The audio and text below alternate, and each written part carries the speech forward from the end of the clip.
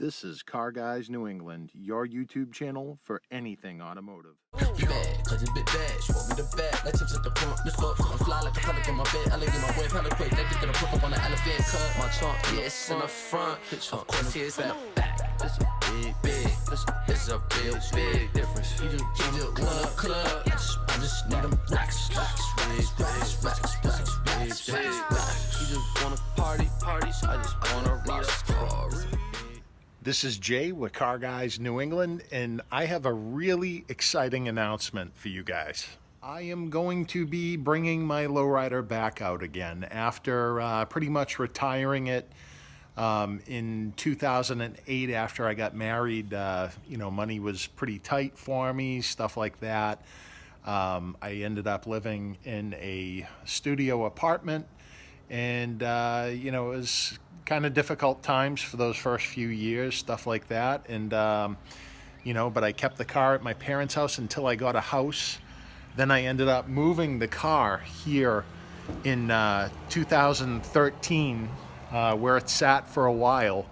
But now, because of some events that have transpired, I have decided to bring the car out of retirement and show some of you younger folks how we do it with lowriders. So overall, the paint is in pretty good shape on the car. I am going to end up repainting it. It looks really nice. Paint's still in pretty good shape. The problem is, and I documented this in a previous video, was the car had a vinyl top on it, and unfortunately these things just rust out the roof of the car. So you can see the damage from the vinyl tops pretty extensive. And what I am going to do on this car to fix it is a few years back I bought myself another Chevy Caprice, and I have the entire roof, and also I have the rear quarters. So I got a body man coming soon to just take a look and take a look at the car, quote me on this. And this is going to be the first major project of just getting the car back together. So we'll get the new roof skin on, get the rear quarters on, and then at that point, I can start prepping the car for paint and stuff like that. Not putting a vinyl top back on the car. No way. Not a chance. So it's going to be all paint on the roof. It's going to look awesome when I'm done. I have some big ideas for this, so I'm really excited about it. And, I got to find some hard-to-find parts for this car. I don't know why this is a common thing on the Caprices. They have like a clear plastic coating over the chrome part of this trim piece, and it actually looks nicer underneath this chrome crap. So I may try picking this off and polishing the piece underneath that, and I think that'll look pretty damn good. But it's just one of the typical Caprice things. So under the hood just needs a real simple cleanup. It's just been sitting for years, but like the chrome inner fenders and everything still coated in the grease that I coated them in back in 2008 when I put the car away. Same thing with the control arm. So nothing's rusty, and things should pretty much clean up pretty nicely on here. Looks like I'll probably need a new braided hose kit for the car and everything, because that's not looking too hot on here right now, but not a big deal. Same thing with the valve covers just dirty, so I just need to vac up some of the stuff that looks like mice or squirrels or something had brought in up there, and hopefully they didn't chew any wires. As far as the front end's concerned, so I got a new filler piece. Although years ago, I accidentally bumped something with the header panel of the car, and it kind of pushed it in slightly. So I'm actually going to fix that, where on the radiator support, it's like a little pushed in. So I'm going to pull that back out so this piece will fit correctly on here, because you can see it's kind of brought in a little bit, but I'm going to be able to get that out. So I'm not too worried about that. You know, we'll get this all sorted, taken care of, and we're going to get this car back on the road. Well, the interior is still looking good in her. All right. Yeah, the interior still looks really good. I got my 16 switch panel. That's a little bit dated now, but the thing is, this is such a nice switch box. Actually, let me just remove this real quick. So this is a wooden switch box that was made by a buddy in Rhode Island back in I think around 2006 or 7, around there, and I just switched out the switches for this one, but you can see it's just beautifully crafted and everything.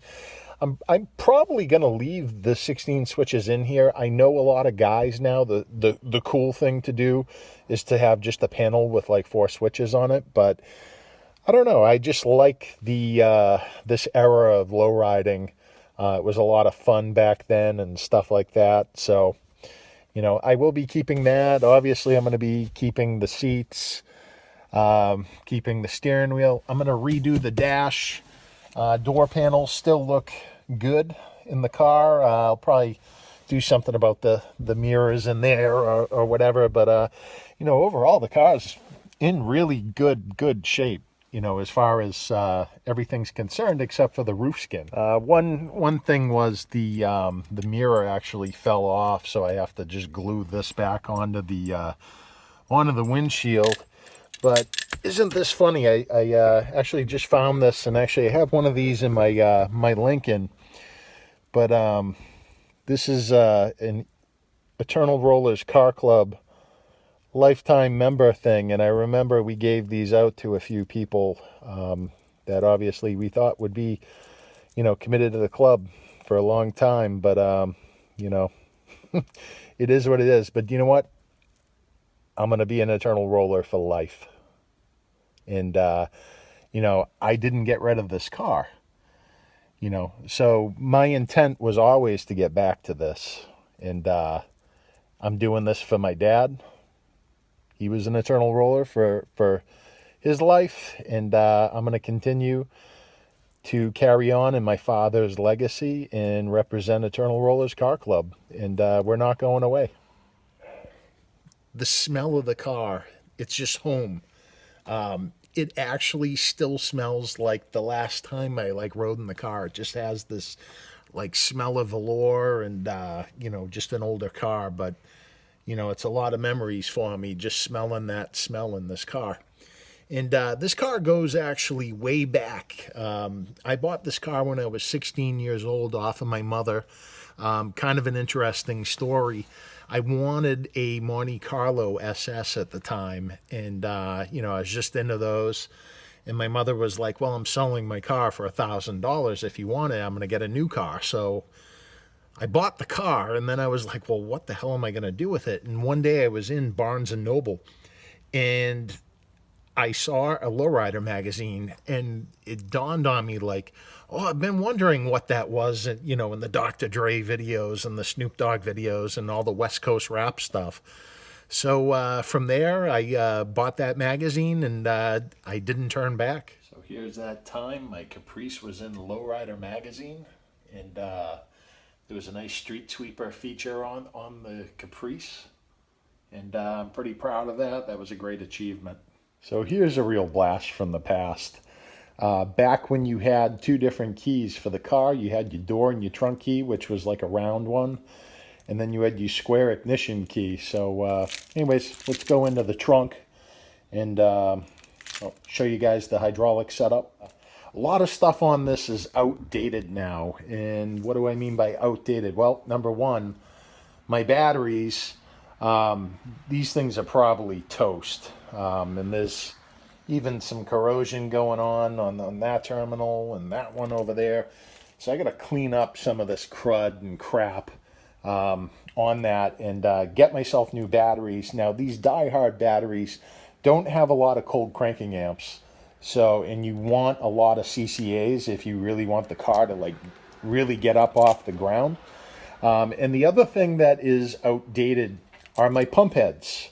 Now the problem is my blocks are dated. The blocks is the piece between the motor and the tank. So I need to modernize this setup. I'm still going to use the ADEXs that I have here. I'm still probably going to use a lot of the plumbing, hopefully, although a lot of blocks now that are being offered, I've been doing a lot of research, have side ports for the return. So I got to find a block that has the 3/8 pressure and returns on the top, and preferably with the Schrader valve on them. I may end up going with piston pumps if I can find one that'll work, because this is a very tight spot where I have these. So we'll see what happens, but this is all gonna get just a major upgrade and update and modernization for the hydraulic setup, because this is all very early 2000s and actually late 90s stuff. So, you know, that's definitely going to get an upgrade. And so you have it. And right from the horse's mouth, I'm going to be back, and I'll see you guys out there. Anyways, definitely follow along. I'm actually going to create a playlist for videos on the lowrider, so you guys can follow along on my progress, my journey to coming back out on the streets. And I'm really looking forward to it. So if you guys enjoyed this video, be sure to give the video a like. If you have questions or comments, be sure to comment down below. This is Jay with Car Guys New England. Until next time, take care.